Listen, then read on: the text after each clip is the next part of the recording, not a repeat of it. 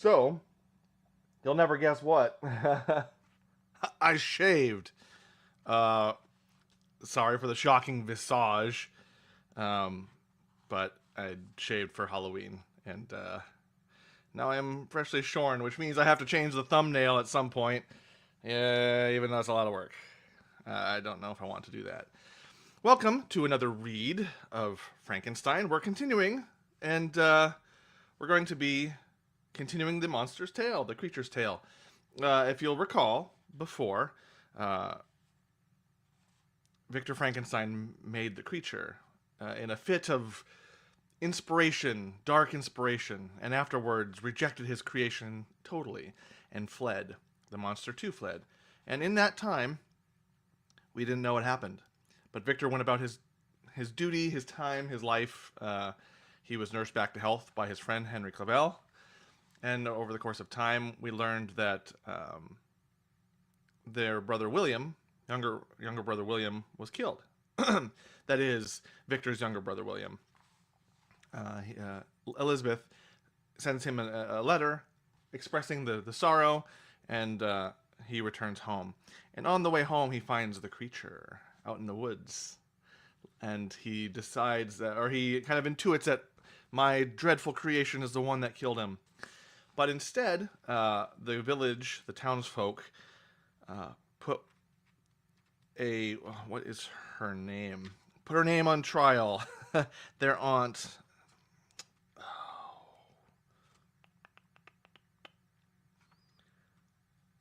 Let's see, where was it?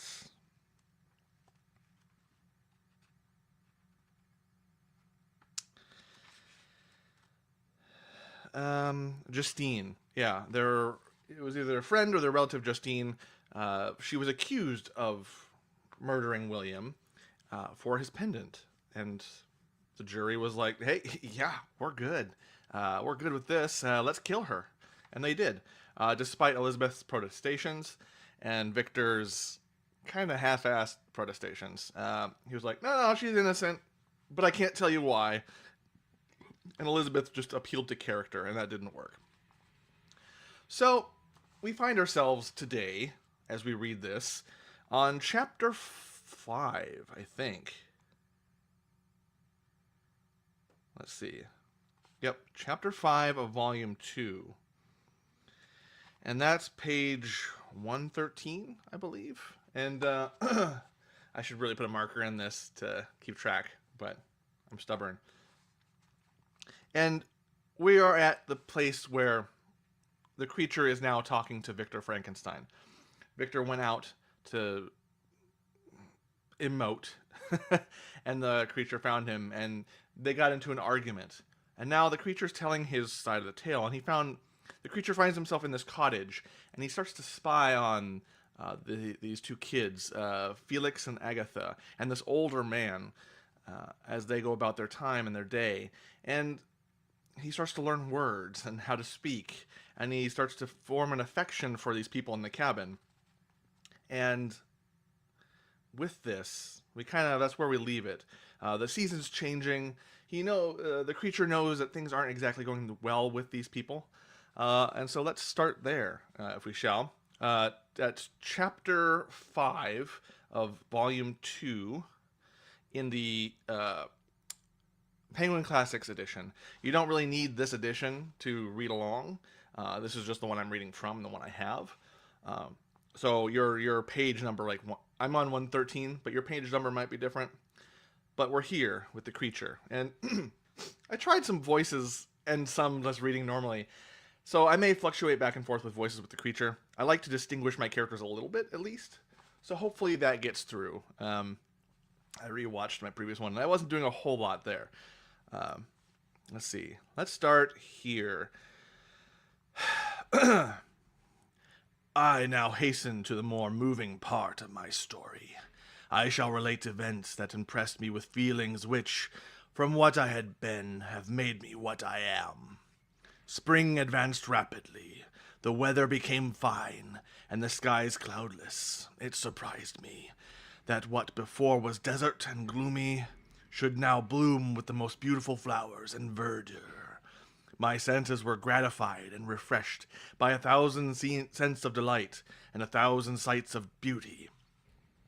It was on one of these days, when my cottagers periodically rested from labor, the old man played on his guitar, and the children listened to him, that I observed the countenance of Felix was melancholy beyond expression. He sighed frequently, and once his father paused in his music, and I conjectured by his manner that he had inquired the case of his son's sorrow. Felix replied in a cheerful accent, and the old man was recommencing his music, when someone tapped on the door. It was a lady on horseback, accompanied by a countryman as a guide. The lady was dressed in a dark suit, and covered with a thick black veil. Agatha asked a question, to which the stranger only replied by pronouncing, in a sweet accent, the name of Felix. Her voice was musical, but unlike that of either of my friends. On hearing this word, Felix came up hastily to the lady, who, when she saw him, threw up her veil, and I beheld a countenance of angelic beauty and expression. Her hair of a shining raven black, and curiously braided. Her eyes were dark, but gentle, although animated. Her features of regular proportion, and her complexion wondrously fair, each cheek tinged with a lovely pink. Felix seemed ravished with delight when he saw her.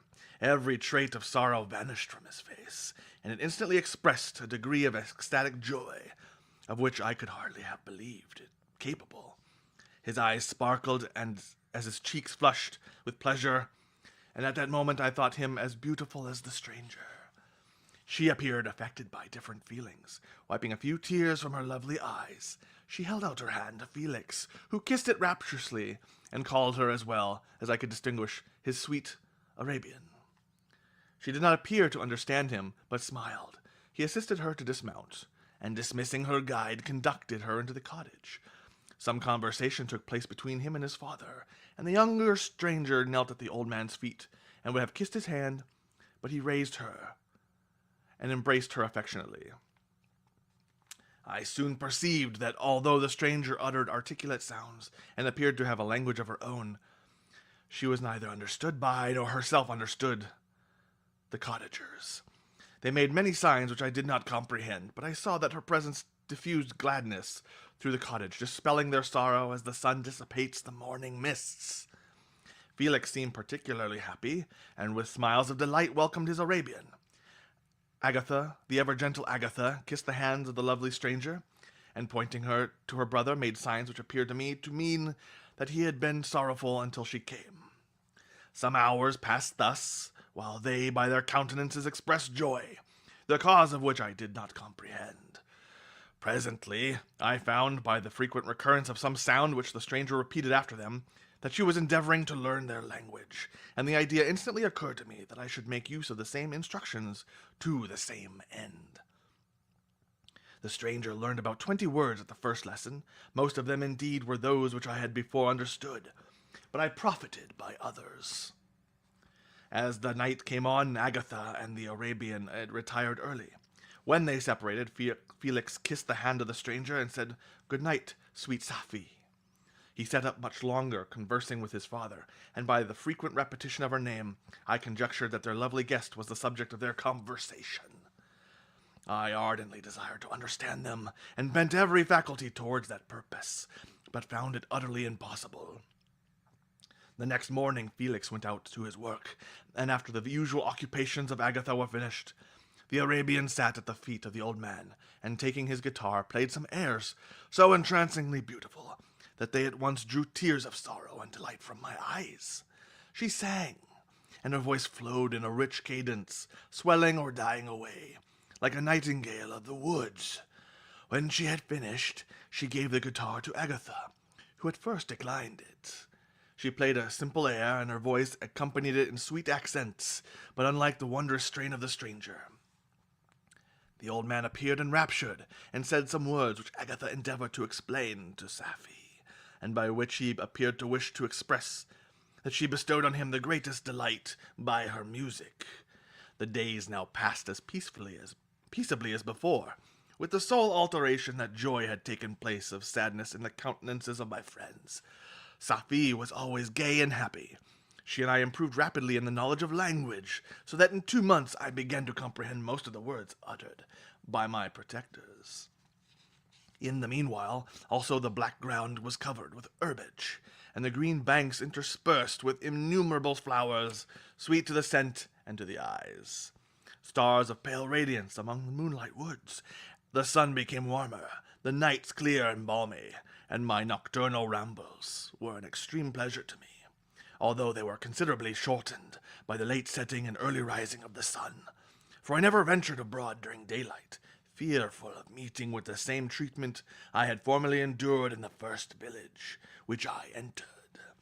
My days were spent in close attention, that I might more speedily master the language, and I may boast that I improved more rapidly than the Arabian, who understood very little, and conversed in broken accents, whilst I comprehended and could imitate almost every word that was spoken.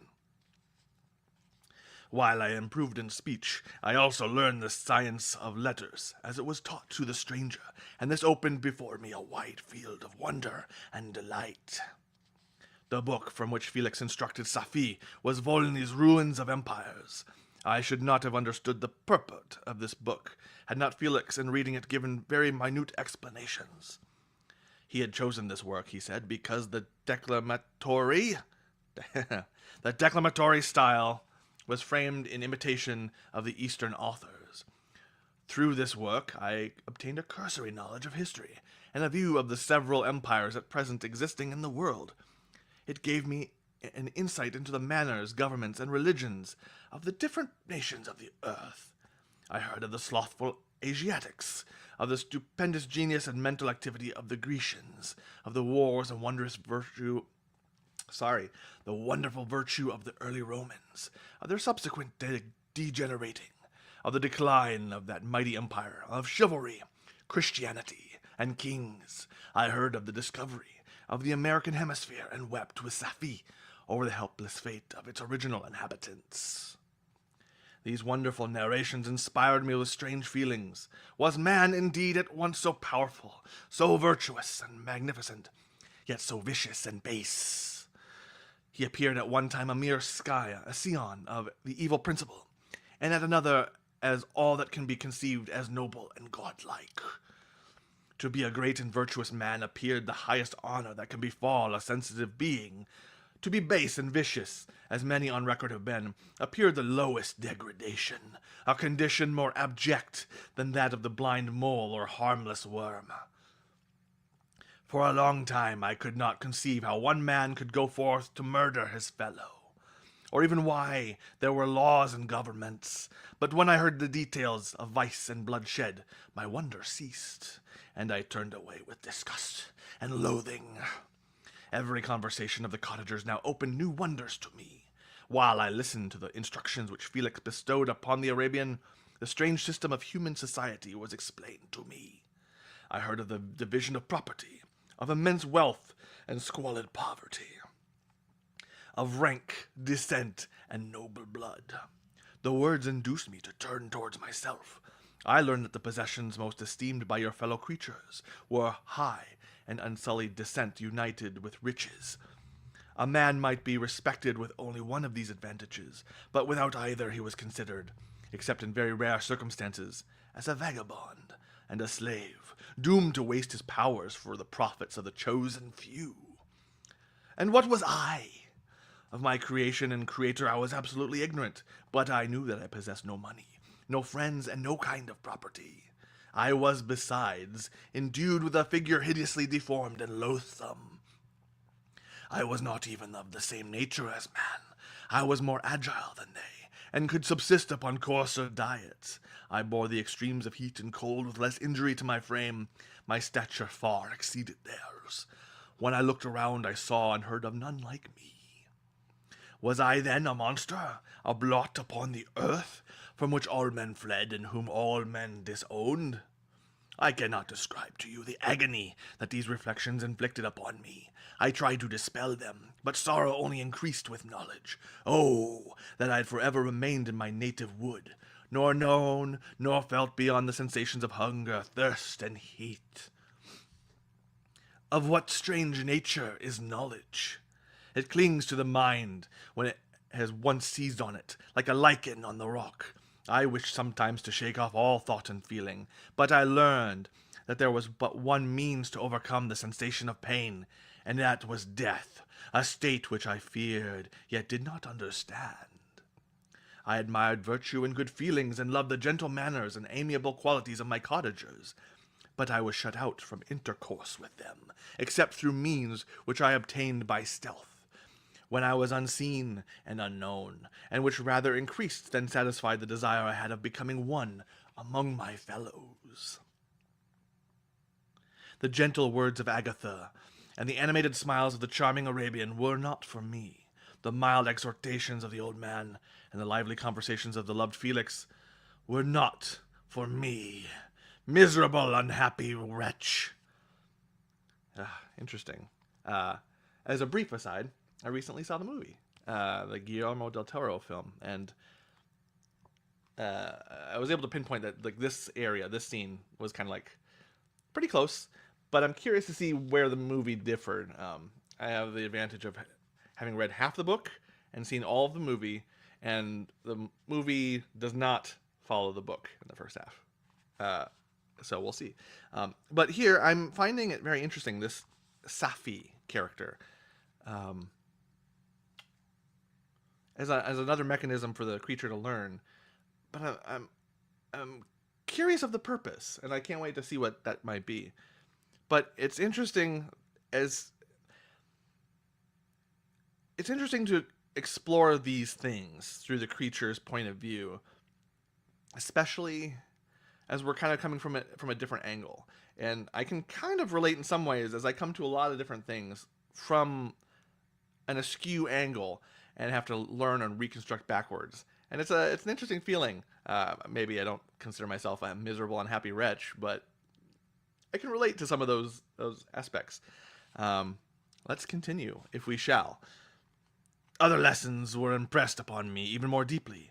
I heard of the difference of sexes, and the birth and growth of children, how the father doted on the smiles of the infant and the lively sallies of the older child, how all the life and cares of the mother were wrapped up in the precious charge, how the mind of youth expanded and gained knowledge of brother, sister, and all the various relationships which bind one human being to another in mutual bonds.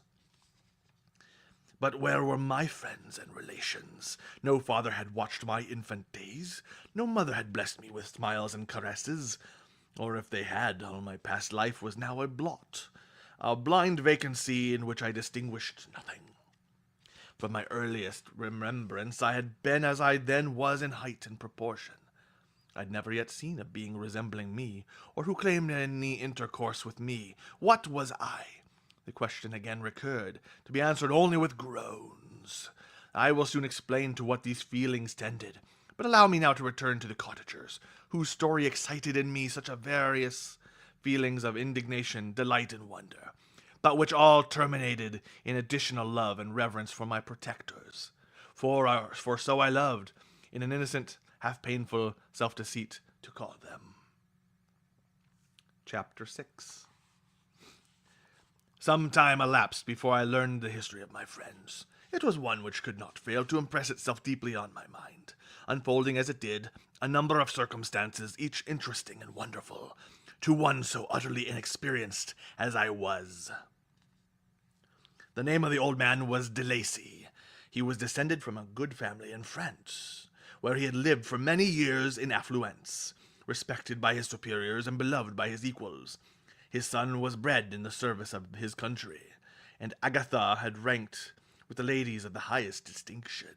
A few months before my arrival, they had lived in a large and luxurious city called Paris, surrounded by friends and possessed of every enjoyment which virtue, refinement of intellect, or taste, accompanied by a moderate fortune, could afford. The father of Safi had been the cause of their ruin. He was a Turkish merchant, and had inhabited Paris for many years when, for some reason which I could not learn, he became obnoxious to the government. He was seized and cast into prison the very day that Safi arrived from Constantinople to join him. He was tried and condemned to death. The injustice of his sentence was very flagrant. All Paris was indignant, and it was judged that his religion and wealth, rather than the crime alleged against him, had been the cause of his condemnation.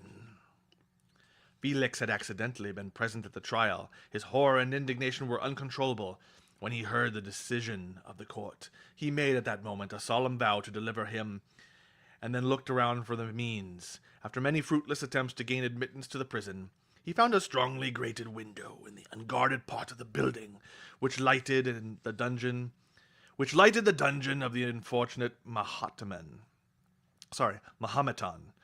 who, loaded with chains, waited in despair the execution of the barbarous sentence.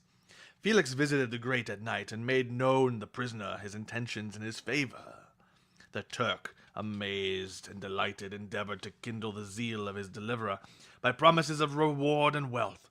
Felix rejected his offers with contempt, yet when he saw the lovely Safie, who was allowed to visit her father, and who by her gestures expressed her lively gratitude, the youth could not help owning to his own mind that the captive possessed a treasure which could fully reward his toil and hazard. Huh. Interesting. The Turk quickly perceived the impression that his daughter had made on the heart of Felix, and endeavored to secure him more entirely in his interest, by the promise of her hand in marriage, so soon as he should be conveyed to a place of safety.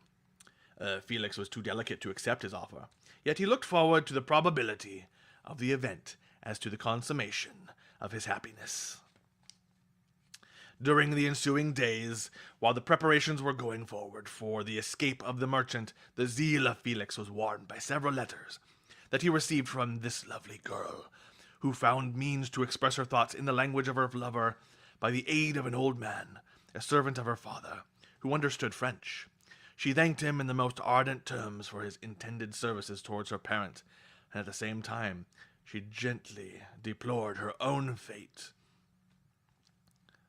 I have copies of these letters, for I found means during my residence in the hovel to procure the implements of writing, and the letters were often in the hands of Felix and Agatha. Before I depart, I will give them to you. They will prove the truth of my tale, but at present the sun is already far declined. I shall only have time to repeat the substance of them to you. Safie related that her mother was a Christian Arab, seized and made a slave by the Turks. Recommended by her beauty, she had won the heart of the father of Safie, who married her. The young girl spoke in high and enthusiastic terms of her mother, who born in freedom spurned the bondage to which she was now reduced. She instructed her daughter in the tenets of her religion, and taught her to aspire to higher powers of intellect and an independence of spirit forbidden to the female followers of Mahomet. This lady died, but her lessons were indelibly impressed upon the mind of Safie, who sickened at the prospect of again returning to Asia and being immured within the walls of a harem, allowed only to occupy herself with the infantile amusements, ill-suited to the temper of her soul, now accustomed to grand ideas and a noble emulation of virtue. The prospect of marrying a Christian and remaining in a country where women were allowed to take rank in society was enchanting to her. The day for the execution of the Turk was fixed, but on the night previous to it he quitted his prison, and before morning was distant many leagues from Paris. Felix had procured passports in the name of his father, sister, and himself. He had previously communicated his plan to the former, who aided the deceit by quitting his house under the pretense of a journey and concealing himself with his daughter in an obscure part of Paris. Felix conducted the fugitives through France to Lyons, and across Mount Cenis to Leghorn, where the merchant had decided to wait a favorable opportunity of passing into some part of the Turkish dominions.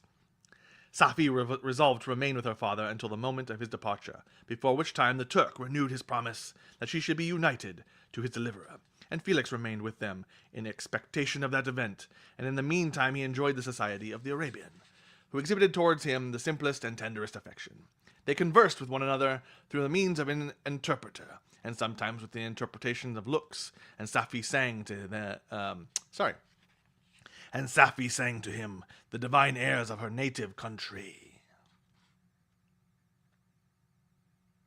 I'll be honest, I was not expecting this little turn in the tale of the cottage from the creature. The Turk allowed this intimacy to take place, and encouraged the hopes of the youthful lovers. while in his heart he had formed far other plans. He loathed the idea that his daughter should be united to a Christian, but he feared the resentment of Felix if he should appear lukewarm. For he knew that he was still in the power of his deliverer, if he should choose to betray him to the Italian state which they inhabited. He resolved 1,000 plans by which he should be enabled to prolong the deceit until it might be no longer necessary, and secretly to take his daughter with him when he departed. His plans were facilitated by the news which arrived from Paris. The government of France were greatly enraged at the escape of their victim, and spared no pains to detect and punish his deliverer. The plot of Felix was quickly discovered, and De Lacy and Agatha were thrown into prison. The news reached Felix and roused him from his dream of pleasure. His blind and aged father and his gentle sister lay in a noisome dungeon, while he enjoyed the free air and the society of her whom he loved. This idea was torture to him.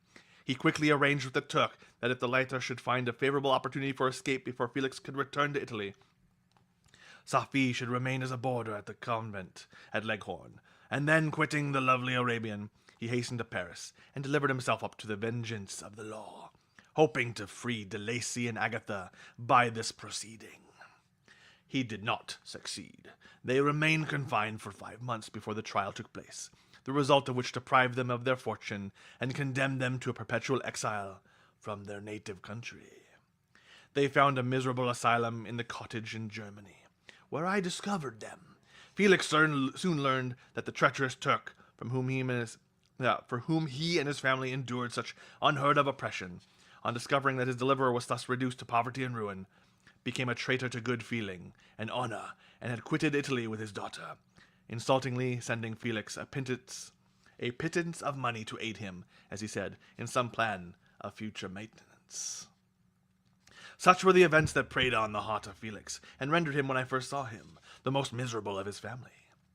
He could have endured poverty, and while this distress had been the meed of his virtue, he gloried in it. But the ingratitude of the Turk and the loss of his beloved Safie were misfortunes more bitter and irreparable. The arrival of the Arabian now infused new life into his soul. When the news reached Leghorn that Felix was deprived of his wealth and rank, the merchant commanded his daughter to think no more of her lover, but to prepare to return to her native country. The generous nature of Safie was outraged by this command. She attempted to expostulate with her father, but he left her angrily, reiterating his tyrannical mandate. A few days after, the Turk entered his daughter's apartment and told her hastily that he had reason to believe that his residence at Leghorn had been divulged, and that he should speedily be delivered up to the French government. He had consequently hired a vessel to convey him to Constantinople, for which city he should sail in a few hours. He intended to leave his daughter under the care of a confidential servant, to follow at her leisure with the greater part of his property, which had not yet arrived at Leghorn. When alone, Safie resolved in her own mind the plan of conduct that it would become her to pursue in this emergency. A residence in Turkey was abhorrent to her. Her religion and her feelings were alike averse to it. But some papers of her father which fell into her hands, she heard of the exile of her lover, and learnt the name of the spot where he then resided. She hesitated some time, but at length she formed her determination. Taking with her some jewels that belonged to her and a sum of money, she quitted Italy, with an attendant, a native of Leghorn, but whom understood the common language of Turkey, and departed for Germany. She arrived in safety at a town about 20 leagues from the cottage of De Lacy, when her attendant fell dangerously ill. Safie nursed her with the most devoted affection, but the poor girl died, and the Arabian was left alone, unacquainted with the language of the country, and utterly ignorant of the customs of the world. She fell, however, into good hands. The Italian had mentioned the name of the spot for which they were bound, and after her death, the woman of the house in which they had lived took care that Safie should arrive in safety at the cottage of her lover. Before we go on to chapter 7. Wow. Interesting. So, there's this whole other world, this whole other story going on that this creature is becoming privy to. And it seems like, maybe I misread earlier, that Felix and Agatha were not so young. That they were just the children of the house. So maybe old enough to, in some ways, be betrothed or begotten to someone. Uh, huh. I like that. I like how the story is shaping up and the structure of this tale, where it's going, and the additions. Very adding a good texture to things. But I digress. We should continue. Chapter 7. Such was the history of my beloved cottagers. It impressed me deeply. I learned from the views of social life which it developed to admire their virtues and to deprecate the vices of mankind. And yet, as I looked upon crime as distant evil, benevolence and generosity were ever present before me, inciting within me a desire to become an actor in the busy scene where so many admirable qualities were called forth and displayed. But in giving an account of the progress of my intellect, I must not omit a circumstance which occurred in the beginning of the month of August of the same year. One night, during my accustomed visit to the neighboring wood, where I collected my own food and brought home firing for my protectors, I found on the ground a leathern portmanteau, containing several articles of dress and some books. I eagerly seized the prize and returned with it to my hovel. Fortunately, the books were written in the language, the elements of which I had acquired at the cottage. They consisted of Paradise Lost, a volume of Plutarch's Lives, and The Sorrows of Werther. The possession of these treasures gave me extreme delight. I now continually studied and exercised my mind upon these histories, while my friends were employed in their ordinary occupations. I can hardly describe to you the effect of these books. They produced in me an infinity of new images and feelings that sometimes raised me to ecstasy, but more frequently sunk me into the lowest dejection. In the Sorrows of Werther, besides the interest of its simple and affecting story, so many opinions are canvassed, and so many lights thrown upon what had hitherto been to me obscure subjects, that I found it in a never-ending source of speculation and astonishment. The gentle and domestic manners it described, combined with lofty sentiments and feelings, which had for their object something out of self, accorded well with my experience among my protectors, and with the wants which were forever alive in my own bosom. But I thought Werther himself a more divine being than I had ever beheld or imagined. His character contained no pretension, but it sunk deep. The disquisitions upon death and suicide were calculated to fill me with wonder.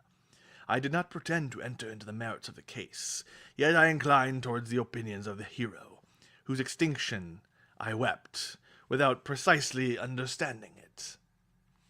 As I read, however, I applied much personally to my own feelings and condition. I found myself similar, yet at the same time strangely unlike to the beings concerning whom I had read, and to whose conversation I was a listener. I sympathized with, and partly understood them, but I was unformed in mind.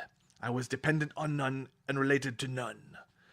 The path of my departure was free, and there was none to lament my annihilation. My person was hideous, and my stature gigantic. What did this mean? Who was I? What was I? Whence did I come? What was my destination? These questions continually recurred, but I was unable to solve them. The volume of Plutarch's Lives, which I possessed, contained the histories of the first founders of the ancient republics. This book had a fair different effect upon me from the Sorrows of Werther. I learned from Werther's imaginations, despondency, and gloom, but Plutarch taught me high thoughts. He elevated me above the wretched sphere of my own reflections, to admire and love the heroes of past ages. Many things I read surpassed my understanding and experience. I had a very confused knowledge of kingdoms, wide extents of country, mighty rivers, and boundless seas. But I was perfectly unacquainted with towns and large assemblages of men. The cottage of my protectors had been the only school which I had studied human nature. But this book developed new and mightier scenes of action. I read of men concerned in public affairs, governing or massacring their species. I felt the greatest ardor of virtue rise within me, and abhorrence for vice, as far as I understood the significance of those terms. Relative as they were, I applied them to pleasure and pain alone. Induced by these feelings, I was of course led to admire peaceable lawgivers, Numa, Solon, and Lycurgus, in preference to Romulus and Theseus. The patriarchal lives of my protectors caused these impressions to take firm hold in my mind. Perhaps if my first introduction to humanity had been made by a young soldier burning for glory and slaughter, I should have been imbued with different sensations.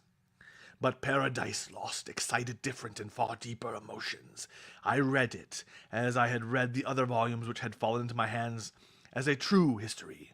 It moved every feeling of wonder and awe that the picture of an omnipotent God warring with his creatures was capable of exciting. I often referred to the several situations as their similarity struck me. To my own, like Adam, I was apparently united by no link to any other being in existence. But his state was far different from mine in every other respect. He had come forth from the hands of God, a perfect creature, happy and prosperous, guarded by the especial care of his Creator.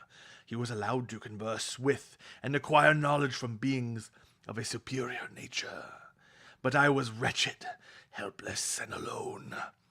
Many times I considered Satan as the fitter emblem of my condition, for often, like him, when I viewed the bliss of my protectors, the bitter gall of envy rose within me. Another circumstance strengthened and confirmed these feelings. Soon after my arrival in the hovel, I discovered some papers in the pockets of the dress, which I had taken from your laboratory. At first I had neglected them, but now that I was able to decipher the characters in which they were written, I began to study them with diligence. It was your journal of the 4 months that preceded my creation. You minutely described in these papers every step you took in the progress of your work.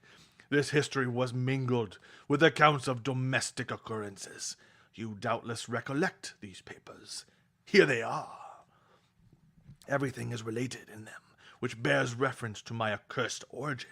The whole detail of that series of disgusting circumstances which produced it is set in view. The minutest descriptions of my odious and loathsome person is given in language which painted your own horrors and rendered mine indelible. I sickened as I read. Hateful day when I received life, I exclaimed in agony. Accursed Creator, why did you form a monster so hideous that even you turned away from me in disgust? God in pity made man beautiful and alluring after his own image, but my form is a filthy type of yours, more horrid even from the very resemblance. Satan had his companions, fellow devils, to admire and encourage him, but I am solitary and abhorred. These were the reflections of my hours of despondency and solitude. But when I contemplated the virtues of the cottagers, their amiable and benevolent dispositions, I persuaded myself that, when they should become acquainted with my admiration of their virtues, they would compassionate me and overlook my personal deformity. Could they turn from their door one, however monstrous, who solicited their compassion and friendship? I resolved at least not to despair, but in every way to fit myself for an interview with them, which would decide my fate. I postponed this attempt for some months longer, for the importance attached to its success inspired me with a dread, lest I should fail. Besides, I found that my understanding improved so much with every day's experience that I was unwilling to commence this undertaking until a few more months should have added to my sagacity. Excuse me. There is a little bit of a throat thing in the reading. Interesting. This is good. This is good text. And I'm fascinated by this avenue of the created, confronting his creator in this. And just how horrible it is in the creatures. I'm deriving great sympathy for the creature in this part of the tale, in which he is actually learning, as he's reading Paradise Lost, which is another unfortunate blind spot, which in connection to this, I should almost jump to that, maybe on a personal reading mechanism, but the creature is aware of his creator's disgust, and how might that affect him? How might that affect us if that were the case, right? As in Christian ideal, we're beloved by the Creator, so loved the world, the sacrifice of love. Like we have an inherent, whether secular or Christian, inherent knowledge of the love presented of God, and so then to have this be just totally disgust and reviling from a creator, that would be hard to deal with, I think. And so that's very interesting. All right, let's keep going. Several changes in the meantime took place in the cottage. The presence of Safi diffused happiness among its inhabitants, and I also found that a greater degree of plenty reigned there. Felix and Agatha spent more time in amusement and conversation, and were assisted in their labors by servants. They did not appear rich, but they were contented and happy. Their feelings were serene and peaceful, while mine became every day more tumultuous. Increase of knowledge only discovered to me more clearly what a wretched outcast I was. I cherished hope, it is true, but it vanished when I beheld my person reflected in water, or my shadow in moonshine, even as that frail image in that inconstant shade.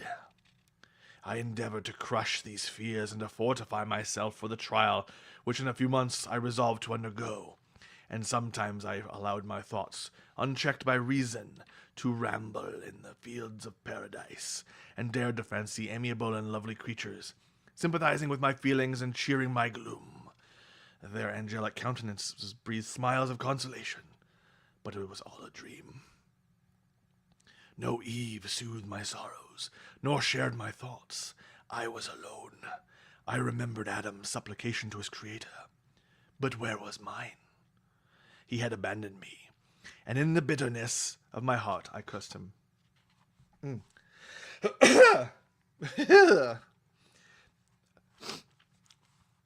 I like doing voices, but sometimes I don't have the discipline of voice work to not hurt my throat in the process. But I do appreciate the creature has to have a different voice, and it has to be scratchy.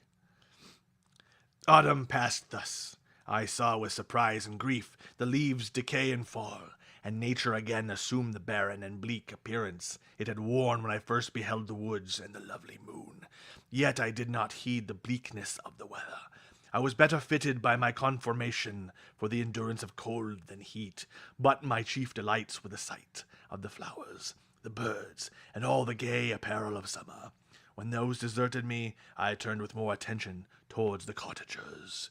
Their happiness was not decreased by the absence of summer. They loved and sympathized with one another, and their joys, depending on each other, were not interrupted by the casualties that took place around them. The causalities that took place around them. The more I saw of them, the greater became my desire to claim their protection and kindness. My heart yearned to be known and loved by these amiable creatures. To see their sweet looks directed towards me with affection was the utmost limit of my ambition. I dared not think that they would turn them from me with disdain and horror. The poor that stopped at their door were never driven away. I asked, it is true, for greater treasures than a little food or rest. I required kindness and sympathy, but I did not believe myself unworthy of it. The winter advanced, and an entire revolution of the seasons had taken place since I awoke into life. My attention at this time was solely directed towards my plan of introducing myself into the cottage of my protectors. I resolved many projects, but on that which I finally fixed was to enter the dwelling when the blind old man should be alone. I had sagacity enough to discover that the unnatural hideousness of my person was the chief object of horror with those who had formerly beheld me. My voice, although harsh, had nothing terrible in it. I thought, therefore, that if in the absence of his children I could gain the goodwill and mediation of the old De Lacy, I might by his means be tolerated by my younger protectors.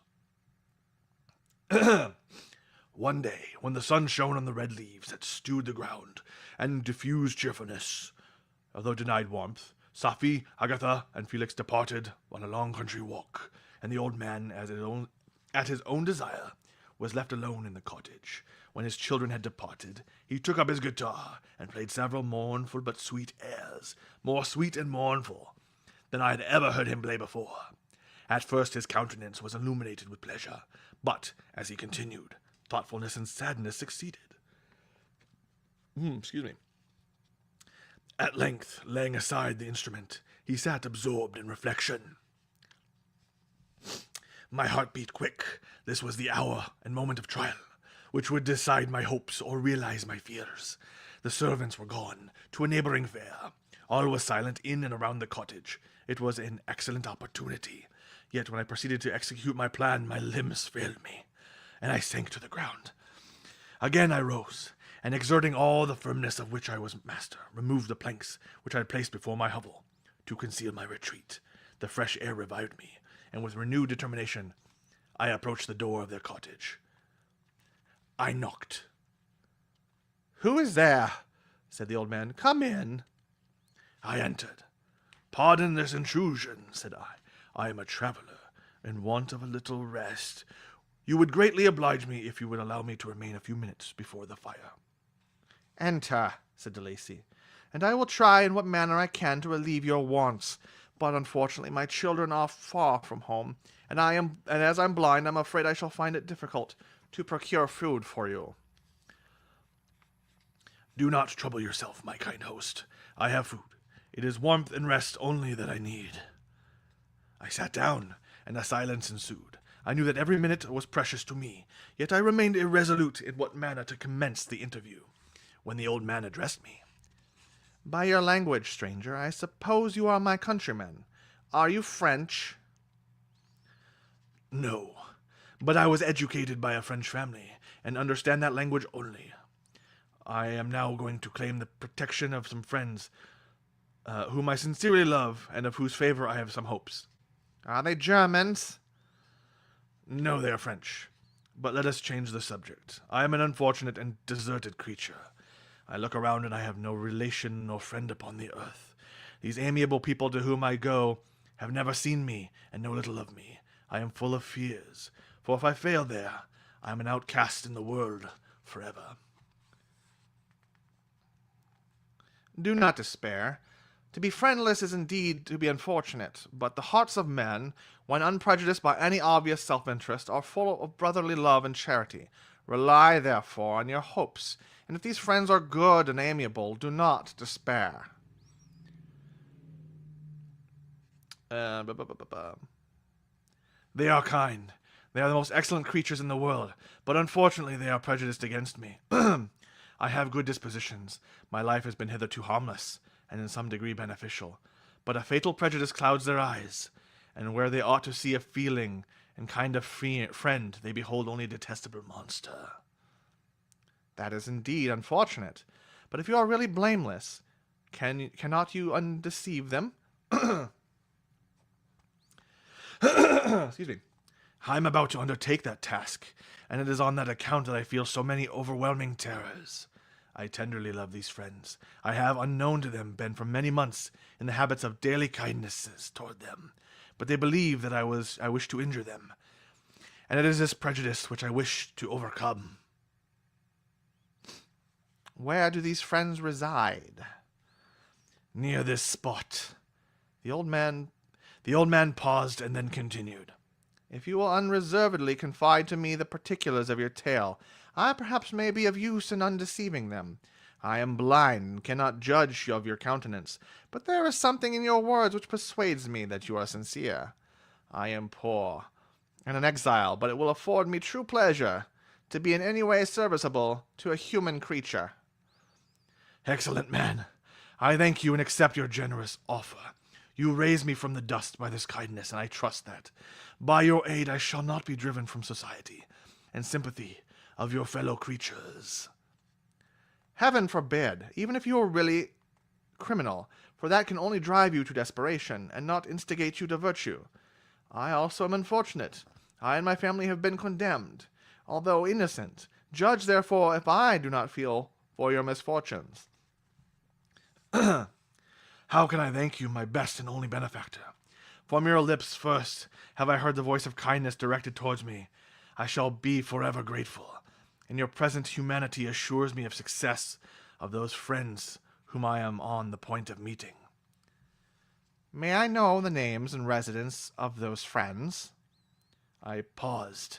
This, I thought, was the moment of decision, which was to rob me of or bestow happiness on me forever. I struggled vainly for firmness sufficient to answer him, but the effort destroyed all my remaining strength. I sank on the chair and sobbed aloud. At that moment I heard the steps of my younger protectors. I had not a moment to lose, but seizing the hand of the old man, I cried, Now is the time! Save and protect me! You and your family are the friends whom I seek. Do not you desert me in the hour of trial! Great God! Exclaimed the old man. Who are you? At that instant, the cottage door was opened, and Felix, Safie, and Agatha entered. Who can describe their horror and consternation on beholding me? Agatha fainted, and Safie, unable to attend to her friend, rushed out of the cottage. Felix darted forward, and with supernatural force tore me from his father, to whose knees I clung. In a transport of fury, he dashed me to the ground, and struck me violently with a stick. I could have torn him limb from limb, as a lion rends the antelope. But my heart sunk within me, as with bitter sickness, and I refrained. I saw him on the point of repeating his blow, when, overcome by pain and anguish, I quitted the cottage, and in the general tumult escaped, unperceived, to my hovel.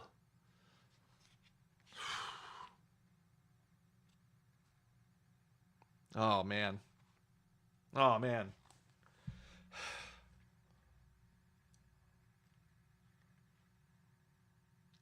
It's so much crueler here than in the movie. They construct the scene of the cottage very differently in the movie. And it's...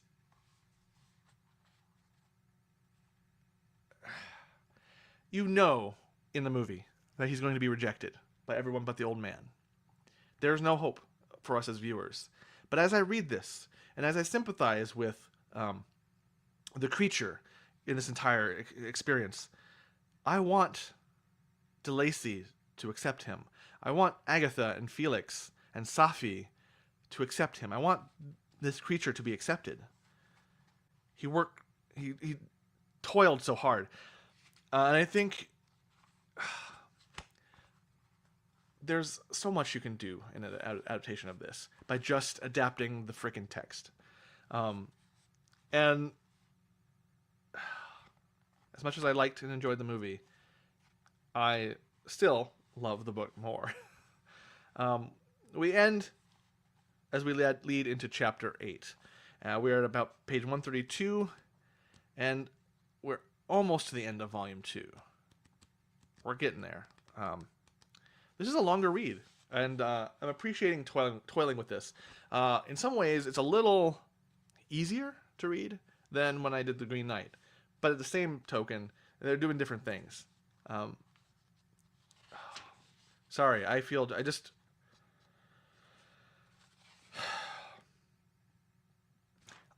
desperately, as I read this, wanted the creature to be accepted. And it makes me wonder, in adaptations, when they, like, how grotesque must he be? And I think something a modern adaptation might lose is that they might either go like universal horror style, which is to us iconic, and we actually have a fondness for that horror that of the original Universal Frankenstein. We have kind of a nostalgia for that image, a reverence for it, and every adaptation seems to try to do something different. And what I'm finding here is, as I read the text, there's something so hideous and grotesque in this creature, on the surface, visible, that it just causes that immediate reaction. And I wonder how we would adapt that, or what we would consider that to be.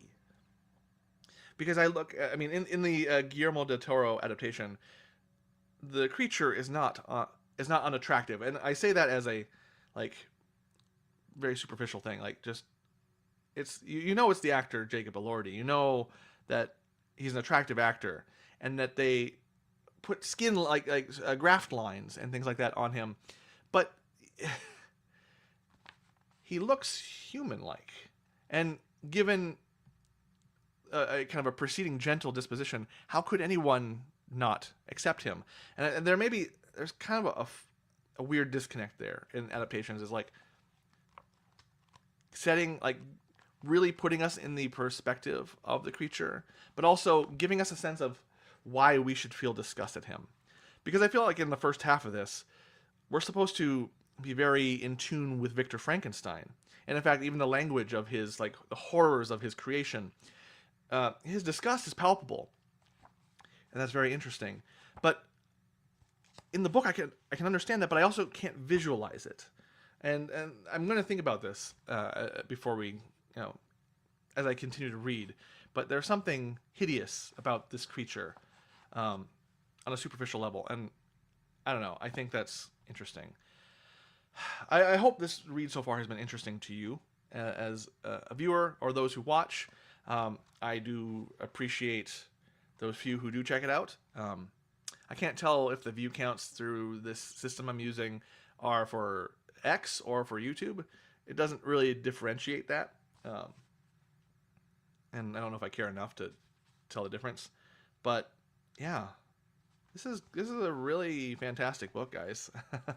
I am going to be sad when it's over, and I feel a little bit irate at myself for not having read it sooner.